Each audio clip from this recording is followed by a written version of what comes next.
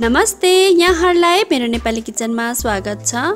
आज म यहाँहरूमाझ आलुचपको रेसिपी लिएर आएकी छु। चिसो मौसममा तातो तातो आलुचप बनाएर खाँदा एकदमै मिठो हुन्छ। यसरी नै मिठो स्वादको आलुचप सजिलैसँग कसरी हामी घरमा बनाउन सक्छौं भनेर देखाउन गइरहेको छु। आउनुहोस् बनाउन सुरु गरौँ है त। आलुचप बनाउनका लागि मैले यहाँ उसिनेको आलुलाई लिएको छु। आलुलाई उसिन्दा चाहिँ हामीले एकदमै राम्रोसँग पाक्ने गरी उसिन्नु पर्छ। अब म यो आलुमा स्वादअनुसार नुन राख्न गइरहेको छु। आधा चम्मच जिरा धनियाको धुलोलाई पनि मैले यहाँ राखे। कुटेको अदुवालाई पनि मैले यहाँ राखे। मसिनो गरी काटेको हरियो खुर्सानीलाई पनि मैले यहाँ राखे। यहाँहरूले पिरो कतिको खानुहुन्छ त्यही अनुसार घटबढ गर्न सक्नुहुनेछ। मसिनो गरी काटेको हरियो धनिया पत्तालाई पनि यहाँ राखे। अदुवा र हरियो धनिया पत्ताको स्वादले चाहिँ आलुचपलाई एकदमै मिठो बनाउँछ। अरु मसलाहरू चाहिँ हामीले आफ्नो इच्छा अनुसार पनि राख्न सक्छौं। अब सबै चीज राखिसकेपछि आलुलाई हामीले राम्रोसँग म्यास गर्नुपर्छ। मैले यहाँ सबै आलुलाई राम्रोसँग म्यास गरिसकेको छु। अब एउटा बोलमा मैले 1 कचौरा बेसनलाई राखे। मैले यहाँ 2 चम्चा कर्नफ्लोर पनि राखे। यसको ठाउँमा हजुरहरूले मैदा पनि राख्न सक्नुहुनेछ। थोरै मात्रामा नुन पनि मैले यहाँ राखे। थोरै मात्रामा कश्मिरी लाल मिर्चको धुलोलाई पनि मैले यहाँ राखे। यसले चाहिँ हाम्रो आलुचपमा कलर पनि एकदमै राम्रो दिन्छ। अब यसलाई एकपटक राम्रोसँग चलाउनु पर्छ।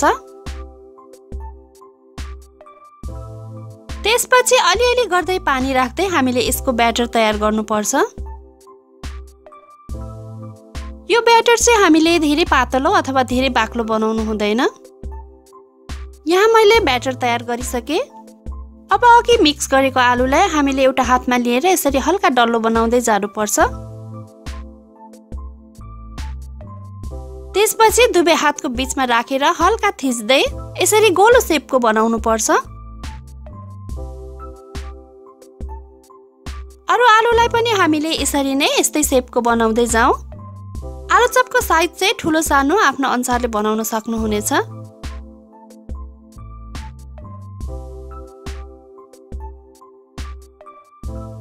यसरी सबै बनाउँदै प्लेटमा राख्नुपर्छ।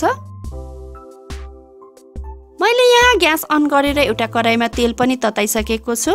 तेललाई हामीले हाई हिटमा एकदम राम्रोसँग तताउनु पर्छ। अब यो आलुलाई एउटा लिँदै हामीले यसरी ब्याटरमा डुबाउनु पर्छ। ब्याटरमा राम्रोसँग डिप गरिसकेपछि हामीले यसलाई तेलमा राख्दै जानुपर्छ।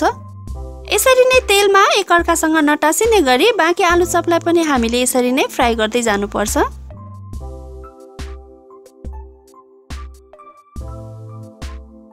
केही बेर फ्राई गरेपछि एकापट्टि हल्का गोल्डन ब्राउन भएपछि हामीले आलुचपलाई अर्कोपट्टि फर्काउनु पर्छ।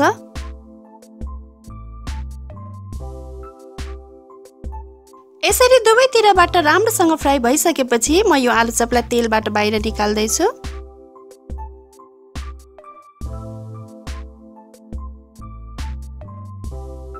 यसरी नै बाँकी रहेको आलुचपलाई पनि हामीले फ्राई गर्दै जानुपर्छ।